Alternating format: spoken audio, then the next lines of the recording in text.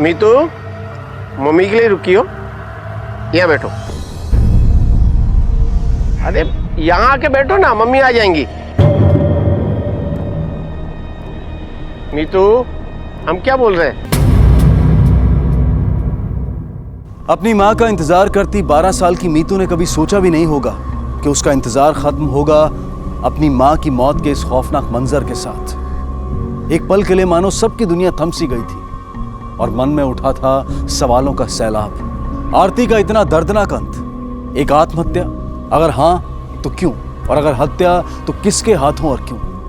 घटनास्थल पर पहुंचते ही पुलिस भी इन्हीं सवालों से रूबरू हुई और आगे था एक ऐसा जटिल मामला, एक ऐसी दिल दहला देने वाली कहानी जिसकी पेचीदगी के बारे में उस वक्त किसी को अंदाजा तक नहीं था। सर, विक्टिम का नाम आरती प्रभाकर है, उम्र 38 साल के आसपास है। इसी स्कूल में काउंसलर है। इसकी 2 बेटियां जो इसी स्कूल में पढ़ती है। फिलहाल मैंने दोनों को घर भेज दिया है।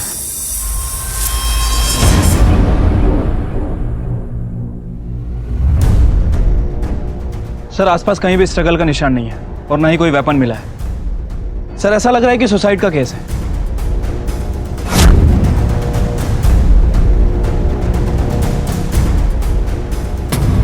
पता करना होगा इस बात का कि प्रभाकर की कहीं सुसाइड टेंडेंसी तो नहीं थी।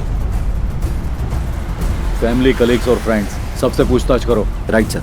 और यहाँ स्कूल में देखो इसके पर्सनल डेस्क के यहाँ कोई लॉकर है क्या? ओके। तलाशी लेनी है। ओके सर, चलो।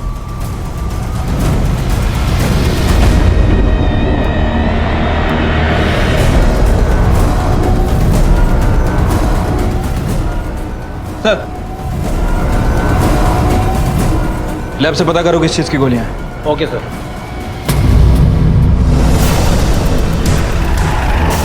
डिप्रेशन में ली जाती हैं ये गोलियां। आरती के पास से मिली, उसके स्कूल से। डिप्रेशन? तुम्हें नहीं पता इसके बारे में? आरती ने कभी कुछ मेंशन नहीं किया? नहीं, कभी नहीं। मतलब पहली बार देख रहा हूँ ये गोलियां। तुम्हें कभी लगा नहीं कि आरती टेंशन में, स्ट्रेस्ड है? टेंशन में तो वो हमेशा ही रहती थी सर। क्या है कि वो सब कुछ मैनेज नहीं कर पाती। स्कूल में फोकस करेगी तो घर में कुछ ना कुछ प्रॉब्लम, घर पे ध्यान देगी तो स्कूल में कुछ ना कुछ गड़बड़, संभल नहीं पाती। और तो बच्चियों पे तो ध्यान भी नहीं। जो मन में आए वो करो। आपकी बातों से तो ऐसा लग रहा है कि आप दुखी कम और नाराज ज्यादा थे अपनी बीवी से। नहीं सर, ऐसा तो कुछ नहीं है। जब आरती की मौत हुई उस समय तुम कहाँ थे? सर, मुंबई गया था ऑफिस के काम से। सप्ताह में 3 दिन जाना पड़ता है। आप दोनों के बीच का संबंध कैसा था? मतलब कोई झगड़ा वगैरह कभी हुआ? नहीं सर, कभी नहीं। मतलब नॉर्मल था, सब अच्छा था। आपकी बेटियां कहाँ हैं? हमें उनसे बात करनी है। रीमा, मीतू,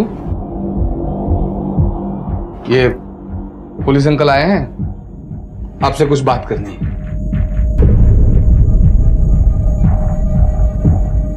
रीमा, मीतू, मैंने कुछ कहा? रहने दे, बाद में बात कर लेंगे।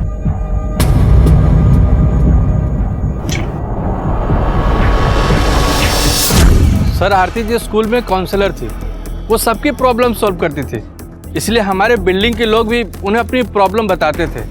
लेकिन सर, वो खुद सुसाइड कर लेंगे ऐसा बिलीव नहीं होता।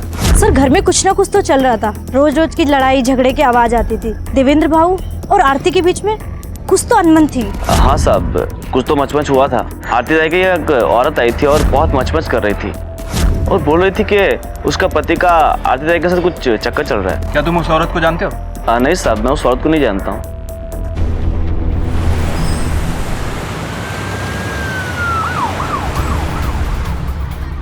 Sir, Aarti was a good counsellor और आजकल स्कूल में काउंसलर होना इतना ज़रूरी हो गया बिकॉज बच्चों को क्या क्या प्रॉब्लम्स हो सकती हैं सोच भी नहीं सकते आप। आरती मैम के बारे में कुछ जानते हो? Aarti ma'am is the best teacher. हमेशा हेल्प करती थी। मैं और मेरे दोस्त, हम लोगों को लर्निंग डिसेबिलिटी है तो आरती मैम ही हेल्प करती थी। सर, कोई प्रॉब्लम थी या नहीं ये तो मैं नहीं जानती, पर इसके लिए आप सतीश सर से बात क्यों नहीं करते? वो दोनों बहुत अच्छे दोस्त थे, ज्यादातर साथ में ही रहते थे। हम बस अच्छे कलीग्स थे, दोस्त थे, सब बातें शेयर किया करते थे, डिस्कस किया करते थे। आरती आपसे बातें शेयर किया करती थी? कोई ऐसी बात जिससे पता चले कि वो डिप्रेशन का शिकार थी? सर, वैसे स्ट्रेस तो सभी को होता है। वैसे आरती को भी था, काम का, घर का, बच्चों का, लेकिन उसके अलावा उसने मुझे ऐसी कोई बात नहीं कही। अच्छा, आरती ने कभी अपने पति देवेन के बारे में कुछ बताया?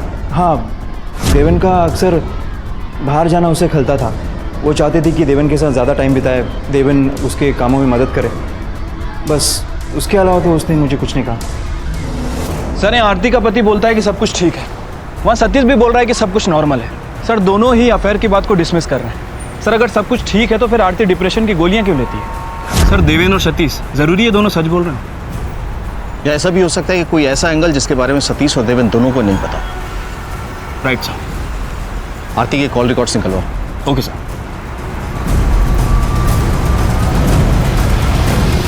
सर, आरती प्रभाकर की पोस्टमार्टम रिपोर्ट और फोन रिकॉर्ड्स आ गए।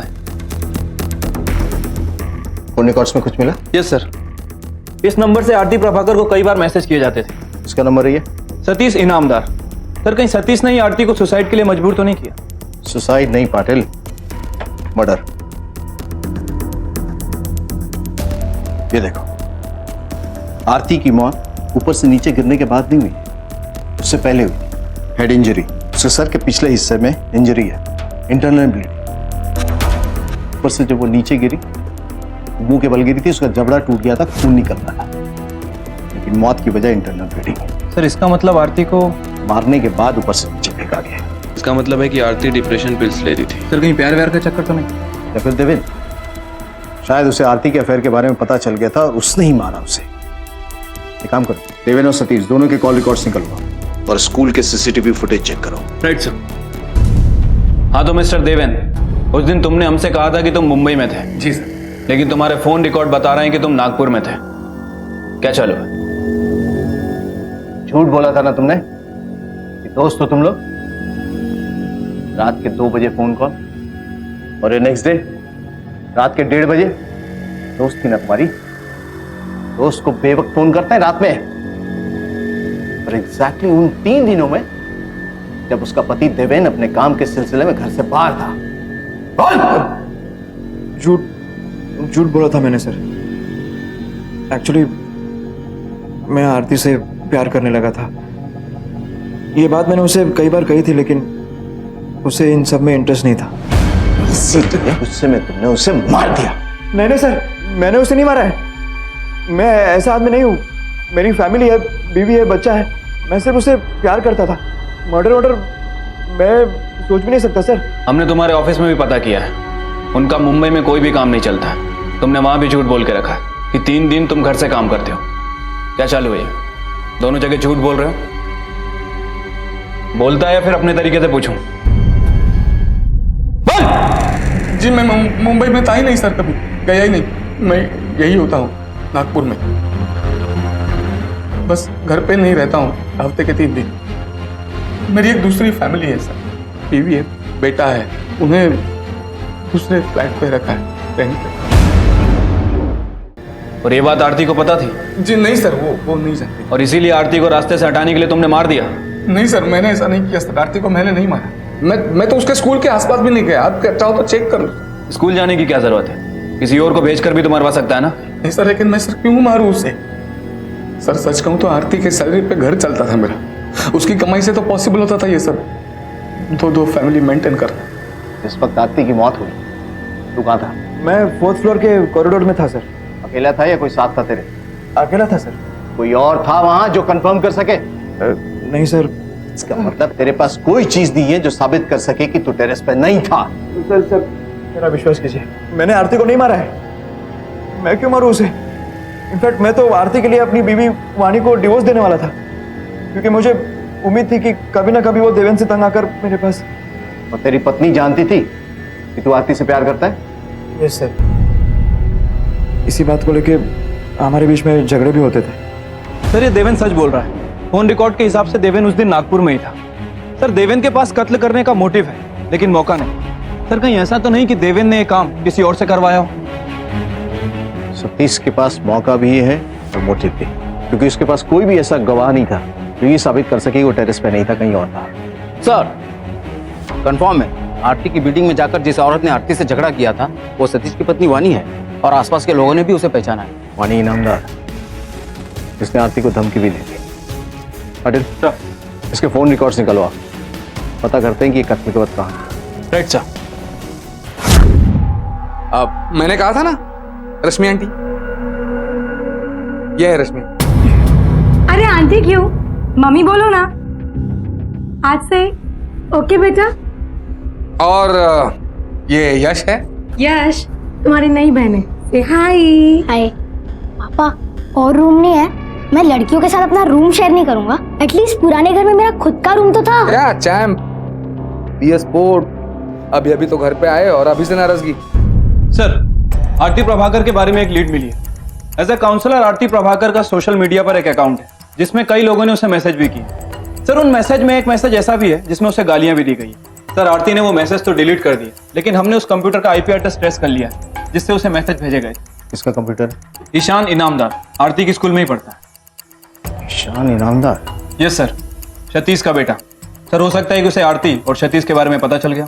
चलो अच्छा है, माँ से तो बात करनी थी, माँ और बेटे दोनों से बात करते हैं, लेकिन उससे पहले स्कूल में जाके ईशान के बारे में इंफॉर्मेशन इकट्ठी करें। Right sir. Ishaan? No sir, Ishaan क्या प्रॉब्लम करेगा? वो तो अच्छा स्टूडेंट है, वो तो कैप्टन भी है फुटबॉल टीम का।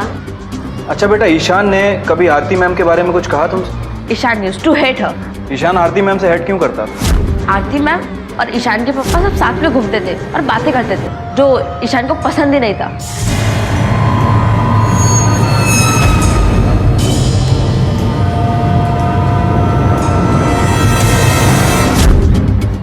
उस दिन हमारा मैच था दूसरे स्कूल के साथ। जब वापस आए तो आरती मैम के एक्सीडेंट के बारे में पता चला। सर, ईशान था सर। बस निकलने से पहले हमने फाइनल वार्म अप किया था जिसमें ईशान इंजर्ड हो गया था और फिर हम लोग बिना ईशान के ही गए थे मैच खेलने। सर, जिस दिन आरती की मौत हुई उस दिन ईशान स्कूल में ही था। सर, वो मैच खेलने के लिए कहीं जाने वाला था, लेकिन अचानक वो रुक गया। माँ के भी कॉल रिकॉर्ड्स आ गए। आरती की मौत के वक्त वो भी वहीं। अच्छा है, चलो दोनों से बात करते। Okay sir. हाँ तो ईशान, डॉक्टर ने क्या कहा? डॉक्टर? हाँ, पैर में चोट लगी थी ना तुम्हारे। डॉक्टर के पास नहीं गया था, माइनर इंजरी थी ना, अपने आप ही ठीक हो गई। अपने आप ठीक हो गई या पैर में चोट ही नहीं लगी थी? झूठ बोला था ना तुमने इंजरी के बारे में। मैं झूठ वूठ नहीं बोलती। आरती को लगता है कि वो मेरे पति को मुझसे छीन लेगी। मैं उसके घर भी गई थी उसको समझाने के लिए। देखो आरती, मेरे पति से दूर रहो। जब देखो तब उन पर डोरे डालती रहती हो, तुम्हें शर्म नहीं आती? आरती और तुम्हारे पति के कॉल रिकॉर्ड्स के मुताबिक जितने भी कॉल और मैसेजेस गए थे वो तुम्हारे पति सतीश ने उसे किए थे, आरती ने नहीं। हाँ, मैसेजेस भेजे होंगे, लेकिन मैं ऐसी लड़कियों को बहुत अच्छी तरह जानती हूँ। मर्दों को अपनी तरफ खींचना बहुत अच्छी तरह जानती हूँ। हमारे पास और भी बयान है। तुम्हारे कॉल रिकॉर्ड्स के मुताबिक जिस दिन आरती मरी उस दिन तुम स्कूल में थी। मैंने आरती मैम को कुछ नहीं किया। एक्चुअली मैं गेम से बाहर इसलिए निकला क्योंकि वो फाइनल मैच थी। बहुत प्रेशर था मुझ पर गोल मारने का, सबकी उम्मीदें थी मुझ पर और मैं इतना प्रेशर नहीं लेना चाहता था, इसलिए मैंने फेक इंजरी की और गेम से बाहर निकल गया। मैं तो ईशान का एक्स्ट्रा टिफिन देने के लिए गई थी। उसका मैच था उस दिन। मैंने सोचा मैच के बाद उसे भूख लगेगी तो खा लेगा। सर, या तो ये दोनों झूठ बोल रहे हैं या फिर एक दूसरे को बचाने की कोशिश कर रहे हैं।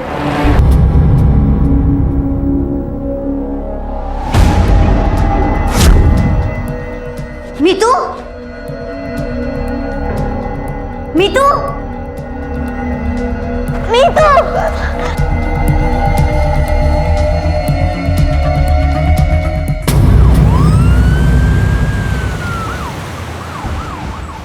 स्कूल स्टाफ तो पहले से ही कोशिश कर चुका था, फिर भी हमारे साथ मिलकर उन्हें दोबारा ट्राई किया, लेकिन मीतू का ही नहीं मिला। ये कौन है? वो मैंने बताया ना, मेरी दूसरी फैमिली। ये रश्मि है मेरी मिसेस, और ये बेटा ये। मैंने सोचा कि जब सब बाहर आ ही गया है तो क्यों ना इन्हें यही, मतलब दूसरा घर। ये सब रहने दो। ये बताओ, कोई कॉल आया था मीतू को लेकर? नहीं सर। मीतू के साथ कुछ हुआ था क्या सुबह? किसी ने डांटा था या ऐसा कुछ भी? पापा प्लीज इसे छोड़ दीजिए, इसे स्कूल में मम्मा की याद आएगी। देखो, ये रोना धोना अब से सब बंद होना चाहिए, समझे? तुम्हें स्कूल जाना होगा, मतलब जाना होगा, समझे तुम? लो पकड़ो। नहीं सर, ऐसा तो कुछ नहीं हुआ था, कुछ नहीं, वाकई कुछ नहीं हुआ। बस कुछ दिनों से मीतू एकदम अलग बर्ताव करने लगी थी, मतलब अपने में रहती थी, कुछ बात नहीं करती थी, कुछ बोलती नहीं थी, गुमसुम सी रहती थी। एक्चुअली मैं तो चाहता था कि उसे स्कूल ही ना भेजूं, लेकिन ये स्कूल वाले भी, उन्होंने जिद उन्होंने कहा कि उसे स्कूल भेज दो ताकि उसका मन बहल जाए।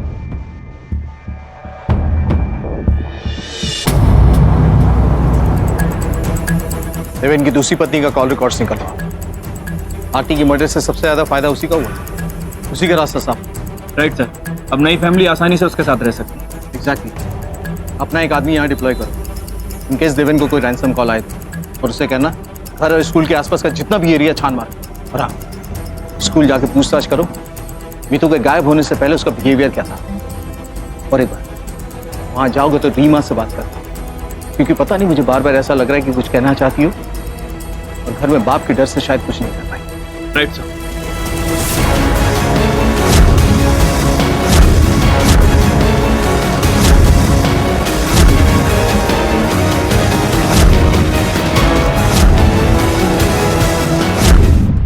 हमेशा काफी डरी हुई सी रहती थी वो। बड़ी बहन रीमा के बिना तो वो हिलती तक नहीं थी। रीमा काफी ध्यान रखती थी उसका। सर, मैंने खुद मिस्टर प्रभाकर को फ़ोन किया था उन्हें समझाने के लिए। ये एक प्रोफेशनल ओपिनियन है आपके लिए कि आप मीतू को कुछ दिनों के लिए स्कूल ना भेजें। She is scared. अगर वो डरी हुई है तो आप लोग क्या कर रहे हो मैडम? हाँ, स्कूल की भी कोई जिम्मेदारी बनती है या नहीं बनती है? क्या आपने भी सीख लिया है अपनी जिम्मेदारी दूसरों पर डाल देना? पर वो नहीं माने। रीमा बेटा, अगर तुम कुछ भी जानती हो तो प्लीज़ हमें बता दो। छोटी से छोटी इन्फॉर्मेशन भी हमारे काम की। रिसेंटली मीतू से तुम्हारी कुछ बात हुई? कुछ कहा उसने तुमसे? वो कुछ बात नहीं करती थी, बस आप उसे ढूंढ लीजिए सर। अच्छा, तुम्हारे पापा देवेन, उन्होंने कुछ कहा था मीतू से? कभी डाटा वगैरह कुछ ऐसा? वो स्कूल नहीं आना चाहती थी और पापा उसे यहाँ आने के लिए फोर्स करते थे। That's it। सर, मीतू तो स्कूल आना ही नहीं चाहती थी सर, डर लगता था उसे। उसका फादर जबरदस्ती उसे स्कूल भेजता था। सर, उसकी नई फैमिली, सर कहीं ऐसा तो नहीं कि नई फैमिली और स्कूल के चक्कर में वो घर छोड़कर भाग गई हो? क्योंकि सर अभी तक कोई भी हमें कॉल नहीं आया। सर, किडनैपिंग की कोशिश हो सकती है। Okay sir.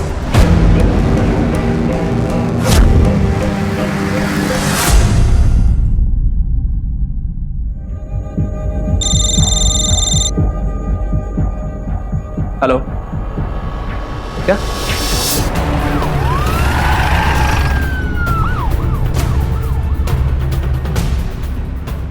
सर, कबीर ने मीतू को इस एरिया के आसपास देखा था। मैंने भी इस एरिया के आसपास छानबीन की तो मुझे बैग मिल गई। देखो इसमें क्या है।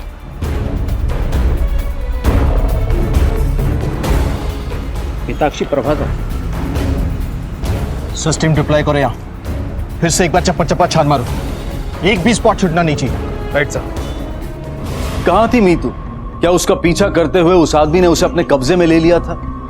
एक तरफ पुलिस मीतू को खोजने में लगी हुई थी और दूसरी तरफ आरती की मौत के मामले में संदिग्धों की सूची बढ़ती चली जा रही थी। देवेन, सतीश, सतीश की पत्नी वानी, ईशान, लेकिन किसी के भी खिलाफ एक सबूत तक नहीं मिल पाया था।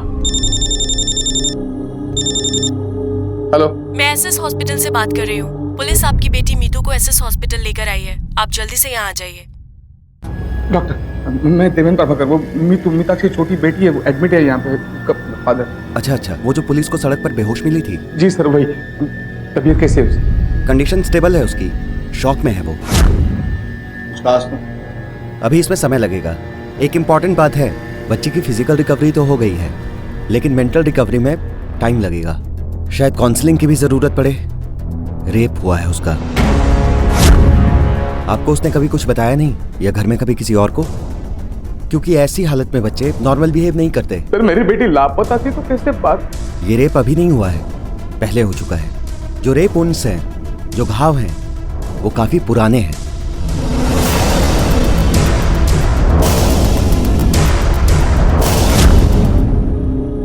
मीतू,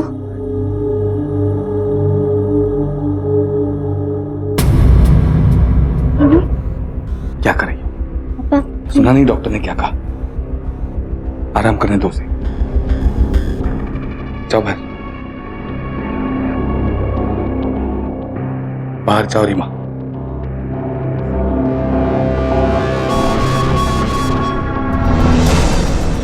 मार्टिन सर, मीतू के कपड़े, अंडरगारमेंट्स सारे फॉरेंसिक लैब भिजवा दो। होपफुली सीमेंट स्टेन मिलना चाहिए। और स्कूल में जाकर पूछताछ करो, सबको स्क्रूटनाइज करो। कलीग, स्टाफ, स्टूडेंट, सबको, कोई छूट नहीं। Right sir. आरती की आत्महत्या से शुरू हुई जांच उसकी हत्या में तब्दील होकर अब एक और अपराध से जुड़ चुकी थी, मीतू का बलात्कार। जहां आरती की हत्या की जांच सबूतों के अभाव में थम सी गई थी, वहीं मीतू के साथ एक नहीं बल्कि बार बार हुए बलात्कार ने पुलिस और इस केस से जुड़े अन्य लोगों को चौंका दिया था। इस घिनौने बलात्कार की वजह से 12 साल की मीतू असीमित मानसिक और शारीरिक पीड़ा महसूस कर रही थी। वो लगातार तनाव सह रही थी और बदकिस्मती से ना तो वो इसके बारे में किसी को बता पाई और ना ही उसके माता पिता को इस बात की भनक थी।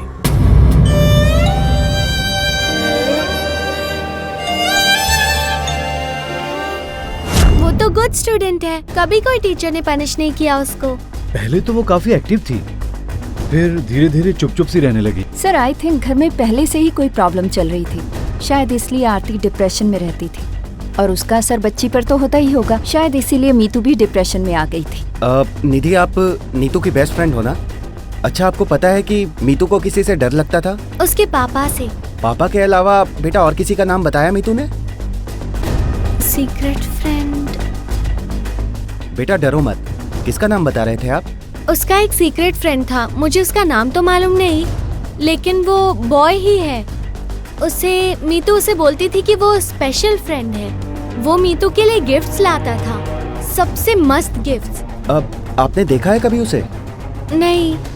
Special friend? हाँ सर, लेकिन कोई नहीं जानता कि स्पेशल फ्रेंड कौन है। लेकिन नाम छुपाने की जरूरत क्यों पड़ी? कहीं एक गिफ्ट का लालच देकर मीतू का रेप तो नहीं करता था?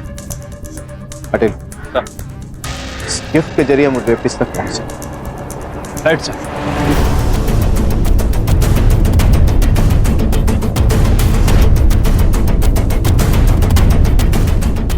सर, सारे नए किसके हैं ये सारी चीजें मीतू की नहीं है। मीतू हर बार पापा से ये सारी चीजें मांगा करती थी, लेकिन पापा ने उसे कभी नहीं दिलाई थी। जितने भी गिफ्ट्स हैं एनालिसिस के लिए जब्त कर लो। Right sir.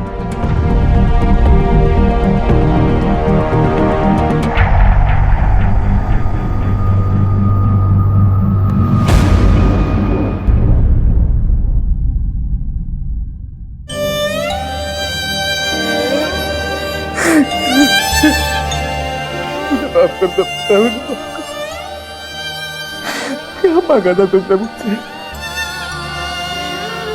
मामूली से कलर्स, खिलौने, और मैं मना करता चला गया। काश मैंने ये मना नहीं किया होता बेटा।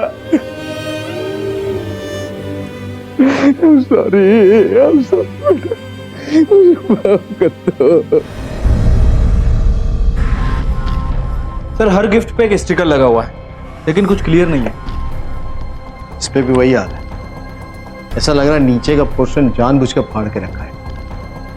एनीवे पाटिल, ये सिंह स्टेशनरी शॉप का पता लग जाए ना, तो पॉसिबिलिटी हमें ये पता चल जाएगा कि इसे खरीदा किसने था। Right sir.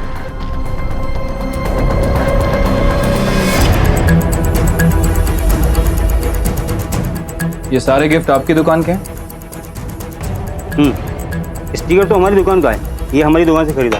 बता सकते हैं कि किसने खरीदा था? इसे कैसे बता सकते हैं साहब, कितने लोग आते हैं, कितने खरीद के जाते हैं। फिर भी इतने सारे आइटम को एक साथ तो नहीं खरीदता ना, कोई तो रेगुलर कस्टमर होगा ना आपका।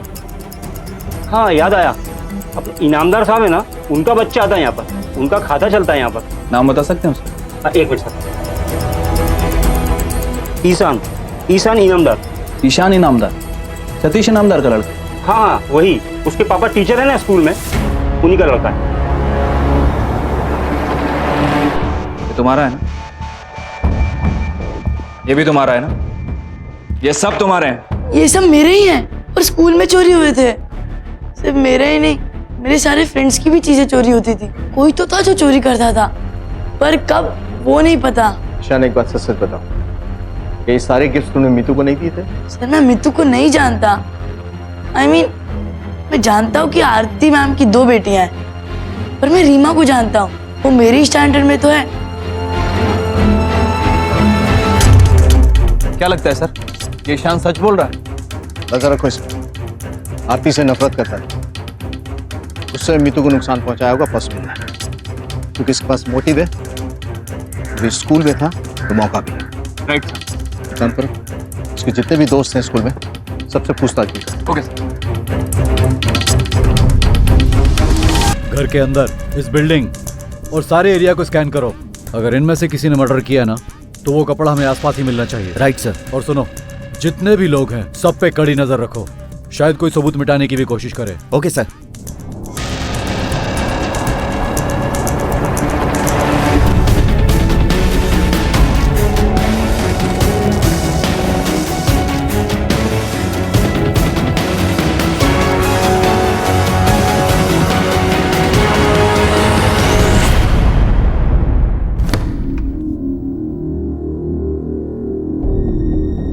रीमा, इसी चुन्नी से मीतू का गला घोटा गया था ना? जब तुम ये फेंक रही थी ना, हमारे कांस्टेबल ने देख लिया था।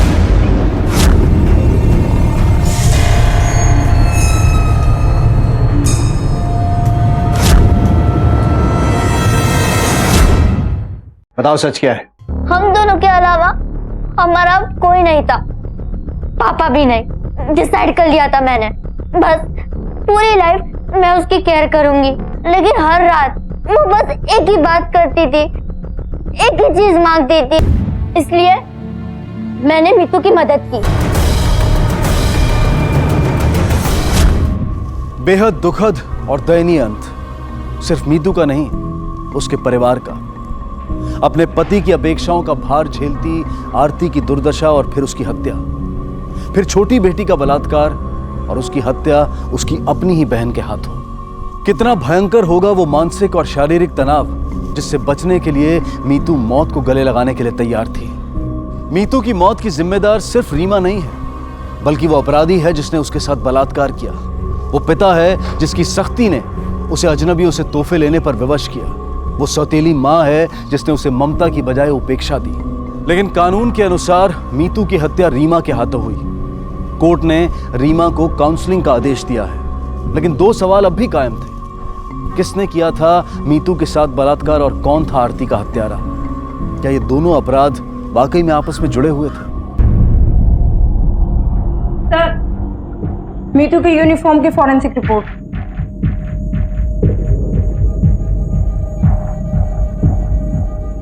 पाटिल, स्कूल में डीएनए टेस्ट के लिए सबके ब्लड सैंपल्स इकट्ठा करवाओ, जल्द से जल्द।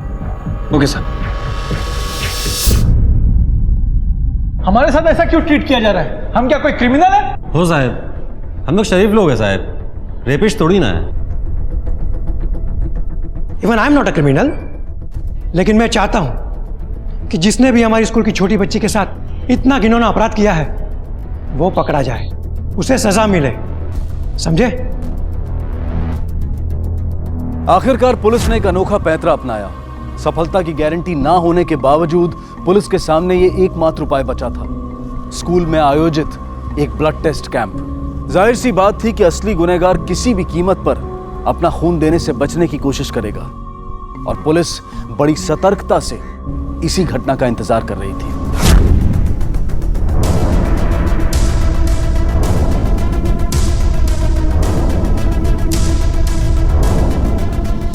एक मिनट।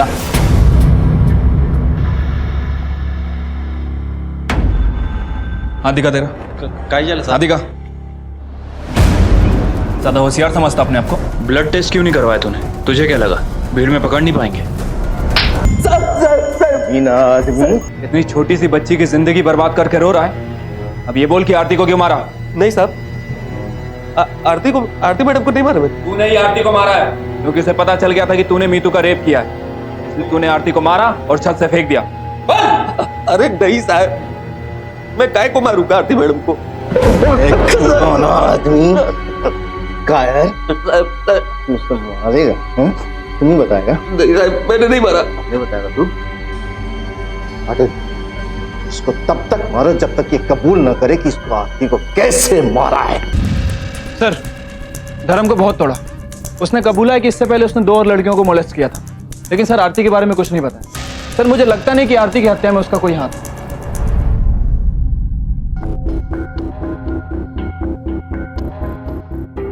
पाटिल, एक मिनट, धर्म का बयान क्या कहा था उसने? अजीत ने मीतू को पनिश करने के लिए स्टोर रूम में बंद किया था। उसके बाद उसने फिर से उसका रेप किया था। और तुमने बताया था कि तुमने रीमा को एक बार स्टोर रूम के बाहर देखा। यस सर, अजीत ने उसे पनिश किया। स्टोर रूम के बाहर क्या कर रही थी? अजीब नहीं लगता कि छोटी बहन के बाद बड़ी बहन को सेम पनिशमेंट?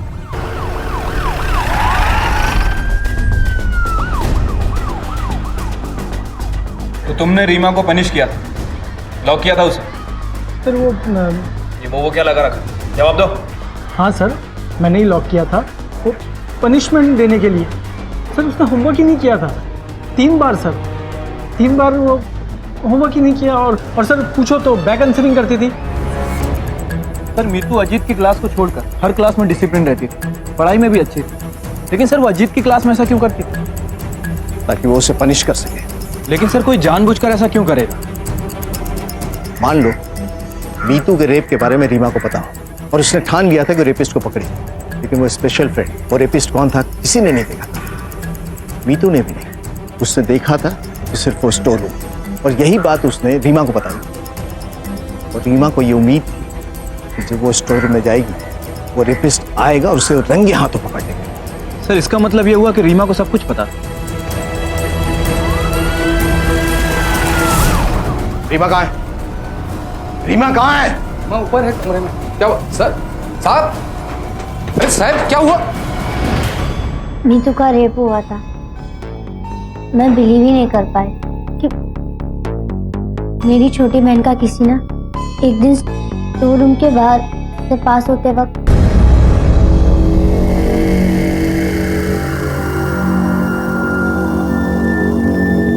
मुझे तो बिलीव ही नहीं हुआ।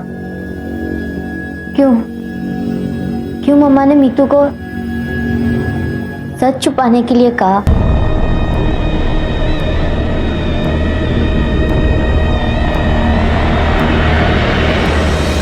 देवेन को मेहनती आरती के प्रति कभी कोई सहानुभूति महसूस नहीं हुई।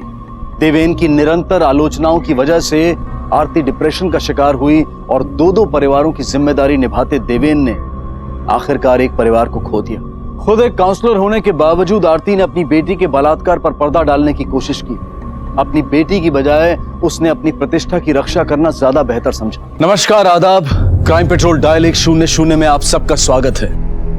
कहते हैं कि अगर परिवार और दोस्तों का प्यार साथ हो तो इंसान जिंदगी की कोई भी लड़ाई जीत सकता है, लेकिन कई बार वो अपनों से ही मात खा जाता है और बदले में जिंदगी हार बैठता है। आज की ये कहानी ऐसी ही कश्मकश से घिरे लोगों के इर्द गिर्द घूमती है, जिन्हें जिंदगी से प्यार तो था लेकिन इस बात का आभास नहीं था कि मौत चुपके चुपके उनकी तरफ अपने कदम बढ़ा रही है। और ऐसे कई सुलगते सवाल छोड़ जाती है जिन पर वक्त रहते संजीदगी से गौर करना बेहद जरूरी है। आदित्य, सामान घेऊन ये लवकर तुझं। माँ, अब मैं तेरे साथ रहूंगा। जल्दी सामान लेके आ। सामान तैयार है, बस लेके आ। दोस्तों से बातें करने मत बैठ जाना, जल्दी से नीचे आ। मैं 5 मिनट लवकर ही। अरे भैया कैसे? अबे कितनी टाइम लगा दिया है? बस मैं अपना सामान लेकर आता हूँ। चल ओके बाय बाय। अरे आंटी, खुश रहो। एक्चुअली आंटी हम लोग कॉलेज के लिए लेट हो रहे हैं तो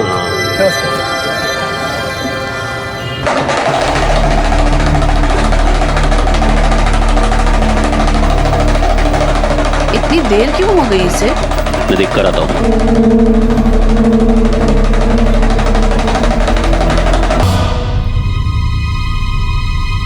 इंसान की सांसें घड़ी की सुइयों की तरह से होती हैं जो चलते चलते कब रुक जाएं कोई नहीं बता सकता। कुछ ही पल पहले जिंदगी से भरा हुआ आदित्य अपनी माँ अपने दोस्तों के साथ हंस बोल रहा था और एक ही पल में उसकी हंसी उसकी जिंदगी खत्म हो गई और पीछे रह गई तो बस उसकी माँ की सिसकियां। तो क्या आदित्य ने आत्महत्या की थी या फिर किसी ने मौके का फायदा उठाते हुए उसकी हत्या? अचानक हुई इस सनसनीखेज मौत ने कई सवाल खड़े कर दिए थे। संभालो संभालो अपने आप।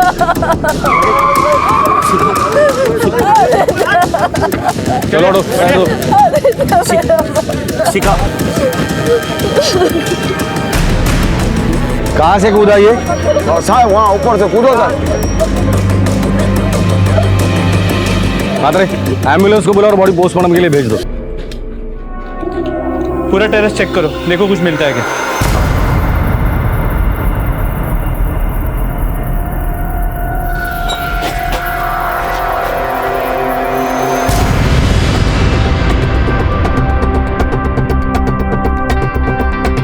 मैं इधर का सेक्रेटरी हूँ साहब। यहाँ का टेरेस हमेशा खुला रहता है? नहीं साहब, वो कभी कभी गार्ड ऊपर जाता है और पानी बंद करने के लिए तो भूल जाता है। ऐसे कैसे हो सकता है मेरे बेटे के साथ? आप कौन? मौसा आदित्य का। मैं, मेरी वाइफ, 2 बच्चे, आदित्य की माँ भाईंदर में रहते आणि आदित्य इथे पेंगेश म्हणून राहायचा। मीरा रोड से भाईंदर सिर्फ 1 किलोमीटर का डिस्टेंस है। फिर आप लोग भाईंदर और ये आदित्य मीरा रोड में क्यों रहता था? वो भी एज अ पेइंग गेस्ट। वो पढ़ाई ठीक से नहीं हो पा रही थी, तो मैंने उसे कहा कि कहीं पर पेंगेश के तौर पर रह जा, जो पण खर्च होईल तो मैं करेंगे। और आदित्य के पिताजी? वो तो नहीं है, मतलब छोटा था बहुत आदित्य, तब उनका एक्सीडेंट हो गया, डेथ हो गया उनकी। हम लोग यहाँ सब सामान लेने आए थे आदित्य का। उसका सामान क्यों लेने आए थे? जी वो 2-4 दिन पहले उसे फूड पॉइजनिंग हो गई थी। आदित्य क्या है? हाँ, ये क्या कर लिया तूने? मैं ठीक हूँ माँ, तू क्यों चिंता करती है? तू चुप कर। डॉक्टर साहब क्या हुआ इसे? देखिए आप घबराइए नहीं, इसलिए थोड़ी सी वीकनेस है। मुझे चिंता होती है ना तेरी, मुझे कुछ नहीं पता। तो बस मेरे साथ वापस घर चल रहा है। ठीक है माँ। आदित्य की तबीयत खूब बिगड़ ली होती, मैंने उसे कहा कि अब वो हमारे साथ ही रहेगा, इसलिए आज हम उसे लेने आए थे। बस माँ, मेरा बिल्कुल मन नहीं है। बिल्कुल नहीं सुनूंगी, खा। ऐसे जबरदस्ती मत खिला माँ। अब मैं तेरी एक नहीं सुनने वाली हूँ, तुझे यहीं रहना पड़ेगा। मुझे यहाँ नहीं रहना, मैं वहीं ठीक हूँ। बगल वाला कमरा तैयार हो गया है, तुझे कोई परेशानी नहीं होगी। चल चल चल चल, मुँह खोल। आदित्य को कोई प्रॉब्लम थी या टेंशन थी जो उसने सुसाइड जैसा कदम उठाया? मेरा बेटा हमेशा खुश रहने वालों में से था, वो सुसाइड नहीं कर सकता। सर मला अशा नक्की वाटते की किसी ने आदित्य के साथ कुछ किया है सर। आपको किसी पर शक? नहीं सर।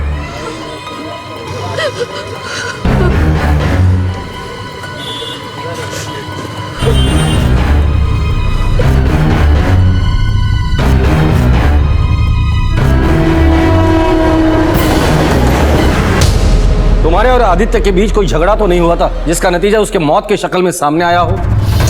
नहीं सर, ऐसा कुछ नहीं हुआ था सर। तुम्हारे साथ नहीं तो किसी और के साथ कोई लड़ाई झगड़ा या किसी लड़की को लेकर कोई बात? नहीं सर, हम लोग बहुत अच्छे दोस्त थे। फिर क्या हुआ जब आदित्य बेहोश हुआ था? सर हम पास में ही डॉक्टर अस्थाना के क्लिनिक पे उसे ले गए थे, तो डॉक्टर अस्थाना ने ही बताया कि उसे फूड पॉइजनिंग हुई है। उसकी माँ और मौसा जी को पता चला कि उसे फूड पॉइजनिंग हुई है, तो वो उसे अपने घर ले गए। और आंटी भी यही चाहती थी कि आदित्य उनके साथ रहे। सर वो उस दिन अपना सामान लेने ही आया था सर।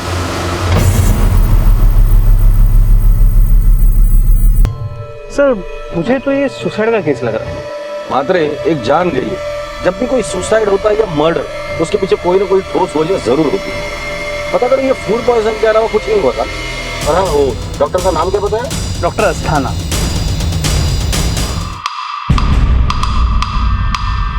हाँ, ये लड़का आया था यहाँ, फूड पॉइजनिंग हुई थी इससे, लेकिन क्या हुआ? इसकी मौत हो गई। और कैसे? टेरेस से गिरने से। जब ये आपके पास आया था तो इसके हाव भाव या बिहेवियर से आपको लगा कि ये परेशान हो या किसी उलझन में हो? इसके दोस्त जब इसे यहाँ ले आए थे तब ये बेहोश था। जब इसे होश आया तो मुझे वैसे कुछ नहीं लगा। अब इसे कोई परेशानी थी या नहीं, ये तो इसके घर वाले या दोस्त ही बता सकते हैं। आप श्योर है कि इसे फूड पॉइजनिंग ही हुई थी? आप ऐसे क्यों पूछ रहे हैं? भला मैं क्यों झूठ बोलूंगा? आप चाहे तो इसकी रिपोर्ट रिसेप्शन से ले सकते हैं। ठीक है। उसकी अपनी जिंदगी इतनी अधूरी कैसे रह सकती है? पुलिस इस गुत्थी को सुलझा नहीं पा रही थी, तो क्या आदित्य के साथ उसका सच भी चला गया था, या फिर कोई था जो कुछ जानता था?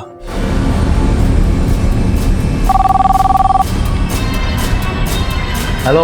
उससे मार डाला उसे, कुछ करो ना, मार डाला उसे। हेलो, किसने मारा किसको? हेलो मोरे, कंट्रोल रूम में अभी जो लास्ट कॉल आया था उस नंबर को फॉलोअप करके मुझे बताओ अभी। सर हाँ बोलो। लास्ट कॉल भेंदर के पीसीओ से आया था, हमने वहाँ जाकर पता किया, लेकिन सर पीसीओ वाले को कुछ नहीं पता कि कॉल किसने किया था। दिन भर काफ़ी लोग आते हैं वहाँ कॉल करने। सर, आदित्य के बॉडी की इनिशियल पोस्टमार्टम रिपोर्ट, इसके मुताबिक उसके बॉडी पे चोट के निशान है, लगता है किसी के साथ मारपीट हुई। और सर उसके खून में अल्कोहल के ट्रेसेस भी मिले।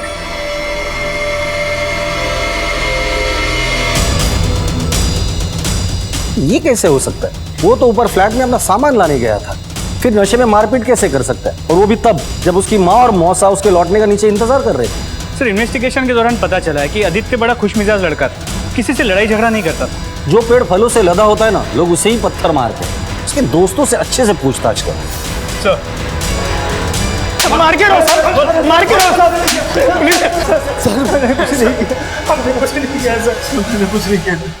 उस दिन हमने बताया था कि घर में पार्टी हो रही थी सर, कुछ बियर और वाइन आई थी सर, तो उसमें से कुछ बच गई थी, तो हो सकता है आदित्य ने उसमें से कुछ पी ली हो सर। आदित्य ने शराब पीकर नशे की हालत में खुद को मारा पीटा? हाँ सर मैंने कुछ नहीं किया सर। आदित्य 3 दिन से अपने घर में ही था, उससे पहले मारपीट नहीं हुई सर। अगर हुई होती तो वो हम लोगों को जरूर बताता सर। हाँ सर, हम लोग सच कह रहे हैं सर। सर मैं जब तीसरे माल से नीचे आ रहा था, मुझे ऊपर से आवाज तो आई, मानो ऊपर कोई लड़ रहे थे। ठीक है मात्रे, ऊपर चलकर पूछताछ करते हैं, शायद किसी ने कुछ सुना। सर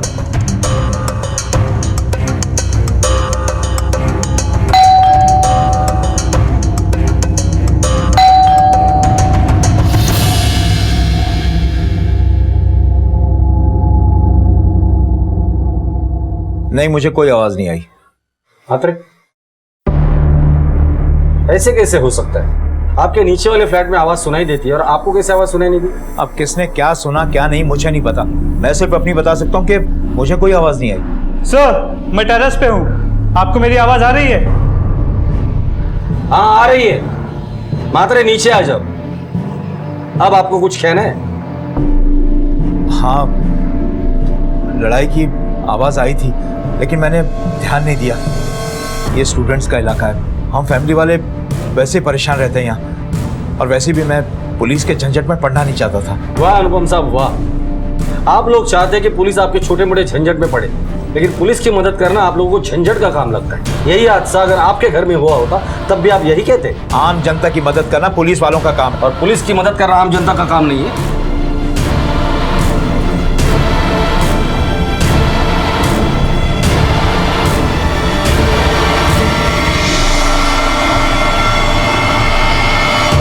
आदित्य की बॉडी पे जख्म के निशान थे, ऐसा लग रहा था कि मानो उसके साथ मारपीट हुई है। कुछ बता सकते हैं आप? ऐसे कैसे हो सकता है? हमें तो ऐसा कुछ भी नहीं लगा, और 3 दिन से वो घर पे ही था। त्याच्या अगोदर काही झाला असेल तर ते आम्हाला माहित नाही साहेब। त्याच्या अगोदर काही नाही झालं, जखम ताजा थे।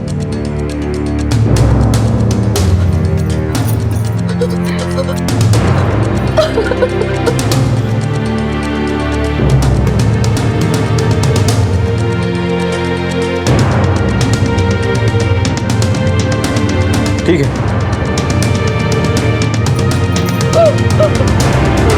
लेकिन उसके शरीर पर चोटों के निशान से इतना तो साफ था कि मारने से पहले उसके साथ मारपीट की गई थी। तो क्या किसी ने मारपीट कर आदित्य को ऊपर से नीचे फेंक दिया था? आदित्य की मौत का सच जानने के लिए पुलिस हर मुमकिन कोशिश कर रही थी।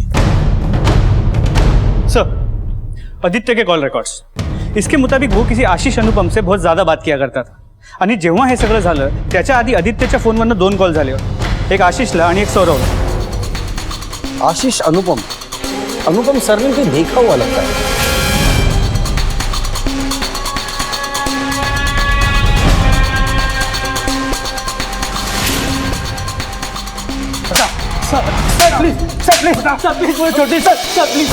जिस दिन आदित्य के साथ ये हादसा हुआ तेरी लड़ाई हुई थी उसके साथ, और तेरी आवाज थी इसलिए तेरे बाप को नीचे वो सुनाई नहीं दी। हाँ सर, हमारा झगड़ा हुआ था उस दिन, लेकिन वो आदित्य मेरी बहन अनीचा के साथ छेड़छाड़ कर रहा था सर। वापिस आके तूने आदित्य को मार डाला? नहीं सर, मैं उसके बाद ऑफिस चला गया था सर। तू आदित्य के साथ फोन पर इतनी बातें क्यों करता था? नहीं सर, मैं आदित्य से बात नहीं करता था सर। तो फिर कौन बात करता था? सर वो फोन नंबर मेरे नाम पर है, लेकिन मेरी बहन यूज करती है सर।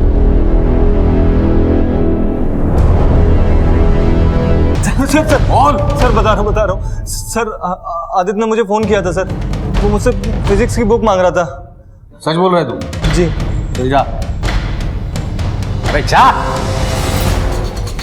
कि आशीष का फोन अनीशा इस्तेमाल कर रही है और आदित्य और अनीशा के बीच दिन रात बात होती है।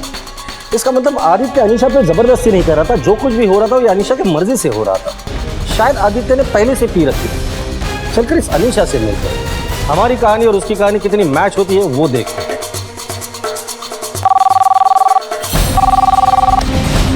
हेलो। मार डाला उससे, कुछ करो ना। वो जो छत से गिर गया, मार डाला उससे। हेलो। हाँ बोलिए। हेलो। वो कौन था जो बार बार पुलिस को फोन करके इशारा कर रहा था कि आदित्य की मौत आत्महत्या नहीं हत्या है? क्या वो पुलिस को गुमराह करने के लिए ऐसा कर रहा था, या फिर वो आदित्य के बारे में ऐसा कुछ जानता था जो शायद किसी को नहीं पता था और वो बिना सामने आए अपनी बात रख रहा था? लेकिन पुलिस अब भी सच से काफी दूर थी। बेला का क्या आदित्य के साथ कोई ताल्लुक था? हेलो। हेलो सर, आपके एरिया से बार बार एक औरत फोन कर रही है। वो बार बार कह रही है कि उसे मार डाला, जो छत से गिर गया उसे मार डाला। ठीक है।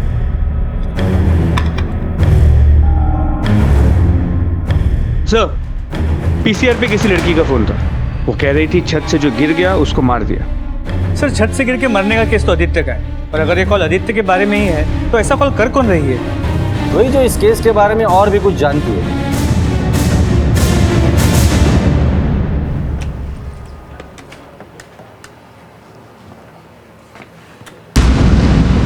तुमने हमें फोन लगाया और हम लोग तुरंत आ गए। सर वो बाकी की बातें पुलिस स्टेशन में करेंगे। लेकर चलो इसे। सर मेरी बात सुनिए सर। सर मेरी बात सुनिए सर मैं सिर्फ इतना कहना चाह रही थी कि मेरे भाई आशीष ने आदित्य के साथ कुछ नहीं किया। आदित्य तुम्हें छेड़ता था इसलिए तुम्हारे भाई आशीष ने उसे मार डाला। नहीं सर, आदित्य अब इस दुनिया में नहीं रहा। इसका ये मतलब नहीं है कि मैं उसके लिए कुछ भी बोलूंगी। आदित्य एक अच्छा लड़का था, हम दोनों एक दूसरे से बहुत प्यार करते थे। जिस दिन वो यहाँ से जा रहा था उसने मुझे कॉल करके टेरेस पे मिलने बुलाया था। वो सब तो ठीक है अनीशा, बट मैं तुम्हारे बिना नहीं रह सकता। मैं क्या करूँ आदि, मेरे घर में सबको हमारे बारे में पता चल चुका है और किसी को भी मेरा तुमसे मिलना पसंद नहीं है। मगर Anisha I love you too Adi. लेकिन पापा हमारे रिश्ते के बारे में कभी नहीं समझेंगे। जब से उन्हें हमारे रिश्ते के बारे में पता चला काफी नाराज है मुझसे। वो कभी मेरी शादी अदर कास्ट में नहीं होने देंगे। तो ये सब तुम पहले नहीं सोच सकती थी? आदि, लेकिन मुझे जाना होगा। और फिर आशीष भैया मुझे रूम में लॉक करके ऑफिस चले गए। तो तुमने पुलिस स्टेशन में फोन करके ये क्यों बताया कि आदित्य को किसी ने मारा है? सर, मैंने आज से पहले कभी पुलिस स्टेशन में कॉल नहीं किया। आज पहली बार पुलिस स्टेशन में कॉल किया था, और वो भी सिर्फ इसलिए कि मेरे भाई ने कुछ नहीं किया। ये सब तुमने हमें पहले क्यों नहीं बताया? अगर मैं आपको पहले कुछ भी बताती तो आप आदित्य की मौत के लिए मेरे पापा और भैया पर शक करते। आदित्य जब तुम्हें मिलने आया था क्या वो नशे में था? नहीं सर।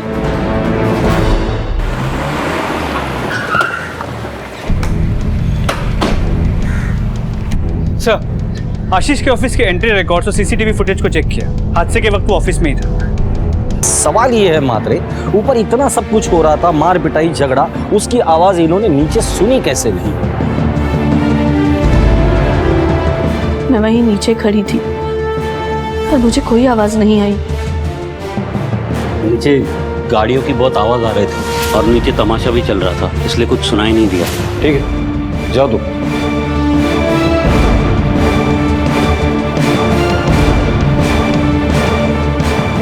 ये आदित्य के कॉल रिकॉर्ड निकालो और दोबारा से। मैत्रे, इस आदित्य के बाप के बारे में जरा पता करो। सर,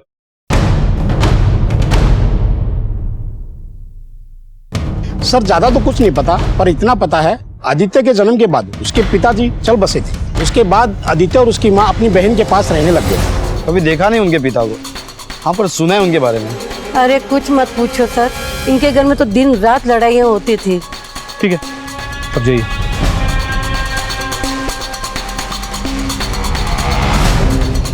आदित्य बहुत अच्छा था पढ़ाई में, इस कॉलेज का बेस्ट स्टूडेंट था, हमेशा मार्क्स भी अच्छे आते थे, स्पोर्ट्स में भी बहुत अच्छा था।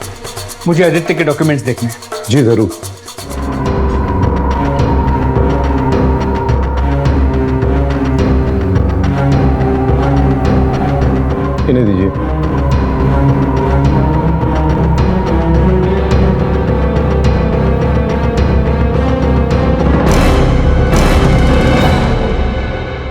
सर आदित्य के कॉलेज जाके उसके एडमिशन डॉक्यूमेंट्स को चेक किया, वहां उसके फादर्स नेम की जगह पे आकाश जोशी का नाम लिखा है। आपने हमसे झूठ क्यों बोला? जी वो शिखा मेरी पत्नी मधु की सगी छोटी बहन है, घर पर अक्सर आ जाया करती थी आणि आम्ही प्रेमात पडलो, फिर शिखा प्रेग्नेंट हो गई। मैं प्रेग्नेंट थी, ये बात हम लोगों को बहुत लेट पता चली और इस वजह से मेरा अबॉर्शन नहीं हो पाया। मुझे तो सब पता था सर, लेकिन मैं क्या करती? तमाशा खड़ा करके अपनी शादी तो नहीं बर्बाद कर सकती थी ना।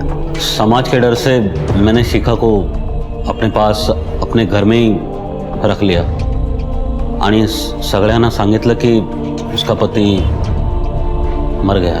तो हम दोनों पति पत्नी की तरह ही रहते हैं, बस हमारी शादी नहीं हुई। आकाश के साथ प्यार और ये रिश्ता सब मेरी ही गलती थी।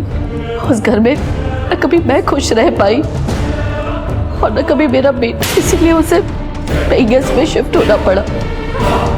मैं जानती हूँ मेरे आदित्य को किसने मारा है, मैं अब और चुप नहीं रह सकती। आदित्य को आकाश ने मारा है। वो कभी नहीं चाहते थे कि मेरा बेटा घर वापस आए। आकाश ने ही मेरे बेटे की जान ली है। उसने उसे धक्का दे दिया था, मैंने खुद देखा है। खोटे संग देते, बकवास कर रही है शिखा। मैं क्यों मारूंगा खुद अपने बेटे को? सब कम से कम मरने के बाद तो उसे बेटा कहा तो नहीं। तेरे पास तो कई वजह थे उसे मारने की, मौका मिलते ही धक्का दे दिया उसे। नहीं साहब, मैंने धक्का नहीं दिया उसको, मैं तो खुद गया था ऊपर उसे ढूंढने। सर आदित्य,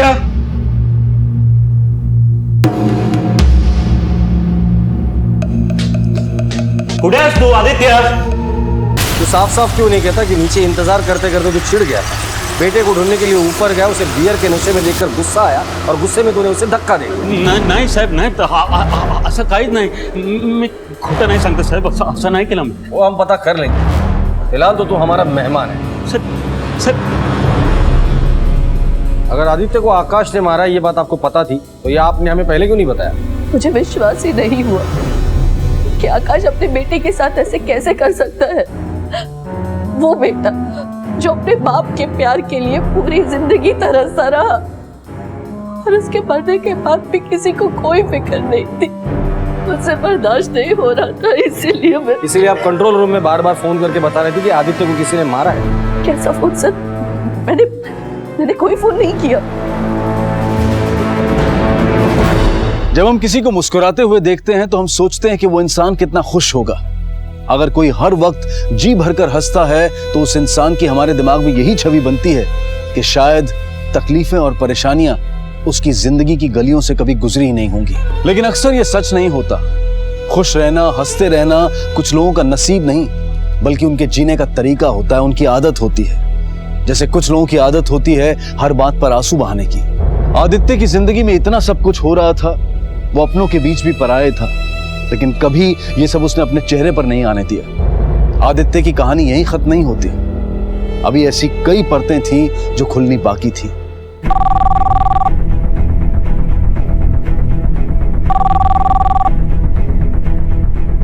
हेलो, किसी काम के नहीं हो तुम सब, पकड़ो ना। जिसने उससे मारा है वो छत से गिरकर मर गया, किसी ने कुछ नहीं किया। हेलो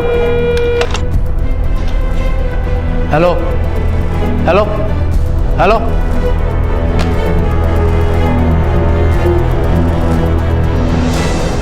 किसी काम के नहीं हो तुम सब, पकड़ो ना। जिसने उससे मारा है वो छत से गिरकर मर गया, किसी ने कुछ नहीं किया। आदित्य के माँ के कहने पर आदित्य के बाप को मर्डर केस में अरेस्ट तो कर लिया, फिर ये कॉल कौन कर रहा है बार बार? सर आदित्य की फाइनल पोस्टमार्टम रिपोर्ट, पेट में जहर के ट्रेसेस मिले और पेट को शायद वॉश आउट किया गया, अंदर नसों में सूजन है। इसका मतलब उस दिन पार्टी में आदित्य को फूड पॉइजनिंग नहीं हुई थी, किसी ने जहर दिया था। सच कह रहे सर, सच कह रहे सर, हमने कुछ नहीं किया है सर, सर कह रहे सर। तुम लोगों ने इसे जहर देकर मारने की कोशिश की है। नहीं सर, वो जहर उसने खुद खाया था सर।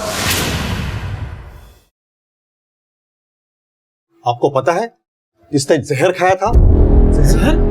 तुम लोग इसे यहाँ वक्त पर ले आए, नहीं तो इसकी जान चली जाती थी। ये पुलिस केस है। नहीं सर पुलिस को इन्फॉर्म मत करिएगा सर। सर एक्चुअली क्या था कि वो अपनी गर्लफ्रेंड और फैमिली को लेकर बहुत टेंशन में था सर, इसलिए इसने जहर खुद खाया था सर। हम लोग पुलिस के चक्कर में फंसना नहीं चाहते सर। सर ये पुलिस केस है। I have to inform police. Sir हम लोग सर स्टूडेंट है सर। देख लीजिए हम लोग करियर खराब है, प्लीज सर। तुम इतने दावे के साथ कैसे कह सकते हो कि उसने खुदकुशी की? सर जिस दिन उसकी मौत हुई उस दिन उसका फ़ोन मुझे फिजिक्स की बुक के लिए नहीं आया था सर। कोई भी उसकी आवाज़ सुनकर ये नहीं कह सकता था कि वो मरने वाला है।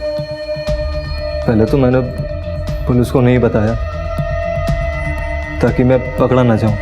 फिर अचानक वो मर गया सर। मैं डर गया था सर। पिछली बार का सच छुपाने के लिए उसमें मैं फंस जाऊंगा सर, इसलिए चुप रहा सर। किसी ने उसका मर्डर नहीं किया सर, उसने सुसाइड किया है।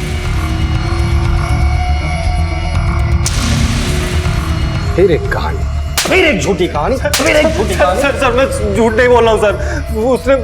उसने सुसाइड किया सर। मैं सच बोल रहा हूँ sir. I am sorry sir.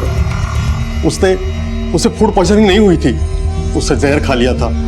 मुझे प्लीज माफ कर दीजिए। मैंने पैसे लेकर रिपोर्ट बदल दी। तेरी गलती की वजह से एक बच्चे की जान चली गई। अगर उसी दिन तूने आदित्य के घर वालों को बता दिया होता कि उसने खुदकुशी करने की कोशिश की है तो वो लोग उसका ख्याल रखते, उसे समझने की कोशिश करते। लेकिन तेरी जेब गर्म थी तो तेरी इंसानियत ठंडी पड़ गई। सर आदित्य बहुत अच्छा लड़का था सर।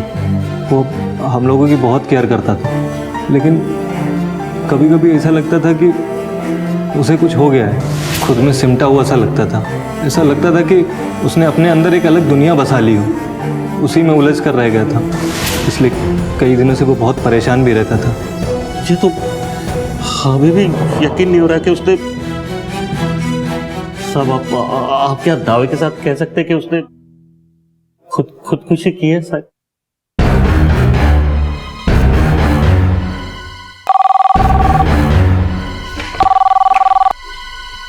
हेलो। तुम लोग कभी कुछ नहीं करोगे।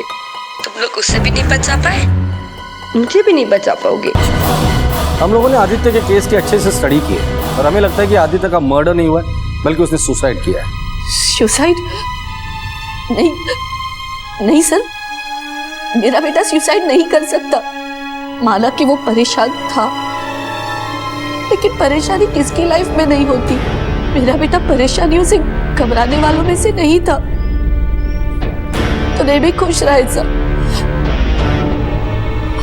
कभी कभी खो जाता था कहीं।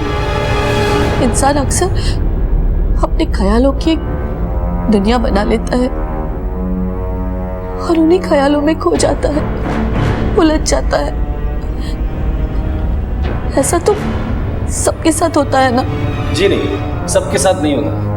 कुछ लोग अपने मन की दुनिया में इतने खो जाते हैं कि उन्हें असली जिंदगी का पता ही नहीं चलता। मेरे बाबा भी ऐसे ही थे। ऐसा लगता था जैसे वो भी दोहरी जिंदगी जी रहे हो, बिल्कुल आदित्य की तरह। ये क्या कर रही तू? मुझे तो ऐसा कभी नहीं लगा कि आदित्य दोहरी जिंदगी जी रहा है। आपके बाबा के साथ क्या हुआ था? जी, उन्होंने आत्महत्या की थी। किसी को नहीं पता कि उन्होंने ऐसा क्यों किया। बहुत अजीब से हो गए थे वो। हम सबको लगता था कि वो पागल हो गए हैं। लोगों का ऐसा कहना था कि उन पर भूत का साया है। सर, कंट्रोल रूम से फोन आया था। इस बार उसने अपने पिता के मोबाइल से फोन किया और उसने अपने हाथ की नस काट कर जान देने की कोशिश की। क्या बात नहीं, गाड़ी गाड़ा।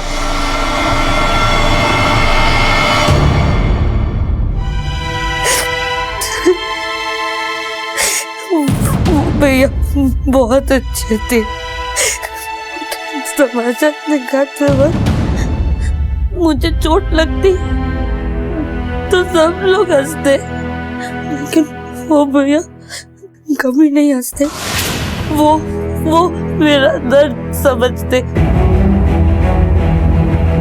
तमाशा दिखाते वक्त मैं सबके सामने हंसती थी, लेकिन अंदर ही अंदर चुपके मैं रोती थी। मुझे मालूम है वो भैया भी मेरी जैसे रोया करते थे चुप चुप के।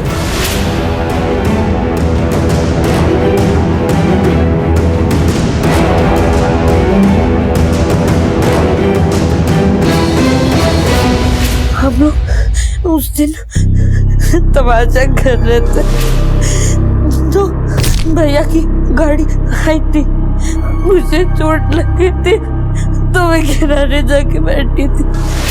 मैं ऊपर देखा तो भैया छत पे थे, तो वो मेरी तरफ मुस्कुरा रहे थे, मैं भी मुस्कुरा रही थी। फिर भैया ने ऊपर से हाथ दिखा,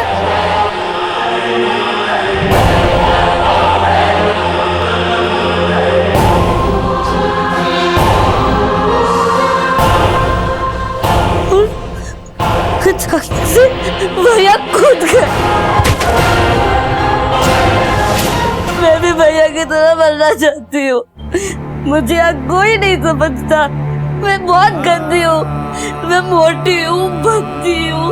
बाबा को भी यही चाहिए ताकि बाबा को मेरी वजह से और पैसे मिले, ताकि मैं और मोटी हो जाऊँ और भद्दी हो जाऊँ। मुझे कोई नहीं समझता। साहब इसके जोकर वाले काम से खुश होके तो सब इसको पैसा देते थे, और दूसरा काम तो ये करना ही नहीं चाहती। इसलिए उसे टॉर्चर करेगा। बच्चों से काम करवाना कानूनन जुर्म है। अब हम बनाते तुझे जोकर और अपना तमाशा दिखाना हमारे लॉकअप में। मात्रे ले चलो इसे। मेरी बात तो सुनो साहब। सब कोई नहीं समझता, कोई नहीं समझता। कई बार जिंदगी भर साथ रहकर भी कोई रिश्ता नहीं जुड़ पाता, और कई बार बस प्यार के 2 पल ही एक मजबूत रिश्ते को खड़ा कर देते हैं। बेला कोई आदित्य की रिश्तेदार नहीं थी, लेकिन आदित्य की एक सहानुभूति की नजर ने ही बेला को अपनेपन का एहसास दिलाया था। आदित्य की मौत को हम भले ही क्लिनिकल डिप्रेशन कह लें या एक पल में लिया गया फैसला कह लें, लेकिन सच ये है कि आदित्य की मौत कोई अचानक हुआ हादसा नहीं है। ये अंत है उस चिंगारी का जो धीरे धीरे उसके अंदर सुलग रही थी, और जब उस चिंगारी ने एक ज्वालामुखी का रूप ले लिया तो ये दर्दनाक अंजाम सामने आया। क्राइम पेट्रोल सभी माता पिता से निवेदन करता है कि अपने बच्चों को सुख सुविधाओं के साथ साथ समय दें, उनकी परेशानियों को, उनकी दिमागी हालत को समझने की कोशिश करें, उनके साथ ऐसा रिश्ता बनाएं कि वो अपने दिल की हर बात आपसे शेयर करें। और नौजवानों से हमारा निवेदन है कि मौत को अपनी परेशानियों का हल हरगिज ना बनाएं। याद रखिए, अगर आप उस वक्त मुस्कुरा सकते हैं जब आप पूरी तरह से टूट चुके हों, तो यकीन मानिए दुनिया की कोई ताकत आपको तोड़ नहीं सकती है। दुनिया की कोई भी परेशानी, कोई भी उलझन इंसान को नहीं हरा सकती है जब तक कि वो खुद हार न मान ले। इसी विचार के साथ अब मैं अनूप सोनी आपसे विदा लेता हूं। फिर मुलाकात होगी अगले एपिसोड में एक और चौंका देने वाले केस के साथ। तब तक अपना और अपने परिवार का ख्याल रखें और देखते रहें क्राइम पेट्रोल डायल 100। सबक एक को सीख हम सबको। जय हिंद। क्राइम पेट्रोल के और भी दिलचस्प कहानी देखने के लिए हमारे चैनल को सब्सक्राइब करें और बेल आइकॉन दबाना न भूलें।